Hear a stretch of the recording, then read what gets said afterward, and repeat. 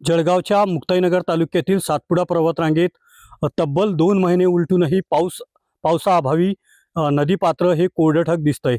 जळगाव जिल्ह्यातील सातपुडा पर्वतरांगेच्या पायथ्याशी असलेल्या या ठिकाणी गोरक्षगंगा नदी पात्रावर आपण उभे आहोत। आपण पाहतोय की तब्बल 2 महिने झालेत, पावसाळ्याचे दिवस आहेत, तरी देखील हे नदीपात्र गतवर्षी मोठ्या प्रमाणात ओसांडून वाहत होती। मात्र सध्या ह्या नदीपात्रात आपण असताना पावसाअभावी ही नदी जी आहे ही कोरडीठक पडलेली आहे।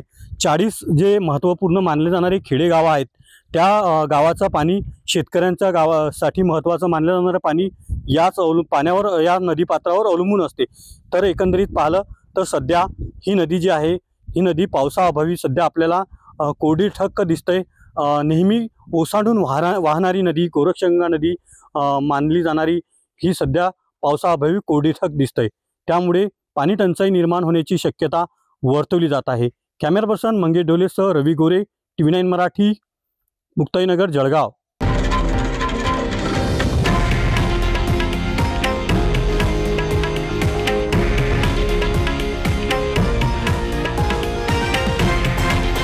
हे आहे देशातील नंबर 1 न्यूज नेटवर्क आणि आपण पाहत आहात TV9 मराठी, एकमेव।